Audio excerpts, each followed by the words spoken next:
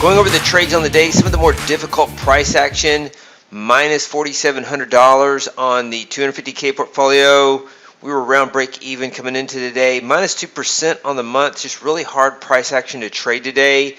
Constantly reversing against our net position, stop running type price action. Continues for the first few weeks. This happened in December, and you see the 50K portfolio minus 975. And the hypothetical end of day drawdown is minus 18,422.50. Once again, we started in a drawdown, so we didn't incur that amount of loss. And so let's look at the trades on the day. Let's look at the market first to show you how difficult this was. You can see the gap down and the S&P gap down, choppy continuation, a reversal at noontime to take out these highs.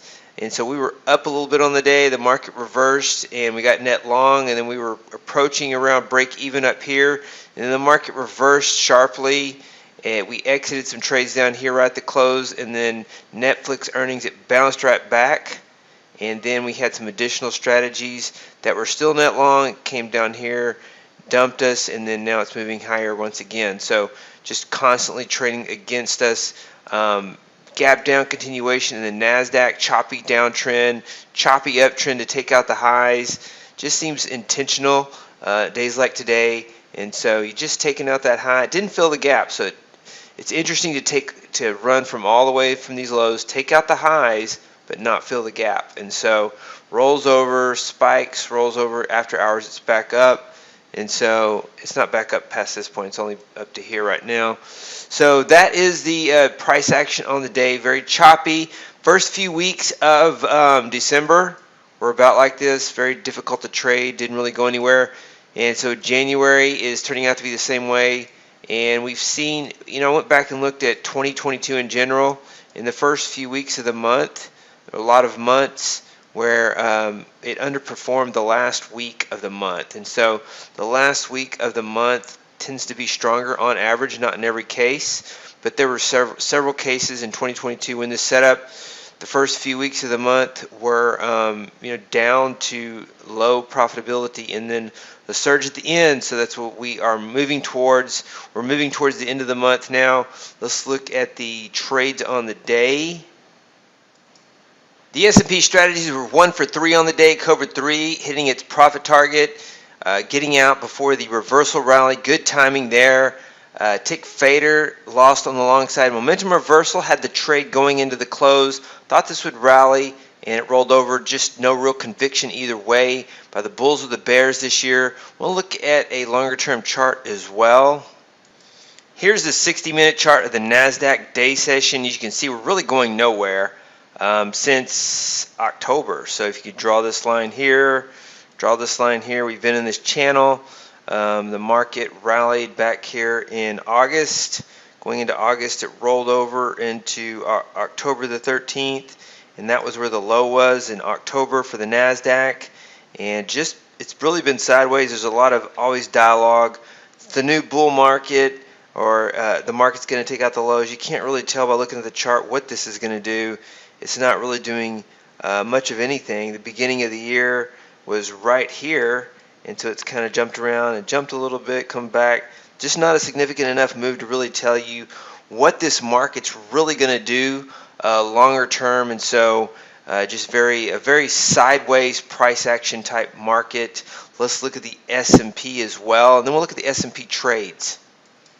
As you can see, the S&P is a little stronger than the Nasdaq, so it's moved up a little bit higher off these October lows. Kind of a bottoming pattern here, but still not a huge determination. You still have this channel right here since the end of October, that really you can't really tell from this where it's going. It could break out one way or the other. We had this channel here, broke out, could reverse and break out to the downside before it goes up, or continues going down. So that's why we trade both sides of the market, and days like today are challenging because it reverses quite a bit more than normal, and that's what we saw today. Let's look at the S&P trades on the day. We actually already looked at the S&P trades. Looking at the Nasdaq trades now. Take count trend. First trade was a winner, second trade was a loser. Down on the day, minus $50 per E-mini. And we had Cobra 3, got short, choppy downtrend, reversed to the highs, stopped out near the highs before it rolled back over, which would have been a net profitable trade by the close had our stop been slightly bigger. Tick reversal, kind of got stopped out at that high, but it did make another high before it rolled over again. Stop running price action towards the highs once again, but not filling the gap. It's kind of this narrow range where it's trading around particular points where it would take out the high but not fill the gap. And tick reversal 2023 or 2022 short trade, stopped out, reversed to the long side, exited at the end of the day, lost on the long and the short side. That's not something that we typically see very much for that strategy. And then momentum reversal, big gain yesterday, up again on the day, but off its peaks as it was long and it rolled over. So 1 for 5 on the Nasdaq. Difficult trading day. Looking forward to Friday's trade, and towards the end of the week seems to has been our more favorable cycle for the week, and towards the end of the month seems to be a more favorable cycle for the month as I look back at 2022. So looking forward to tomorrow's trade. Keep in mind we've had an extended period of holiday shortened weeks. 3 of the last 4 weeks have been holiday weeks for only 4 trading days.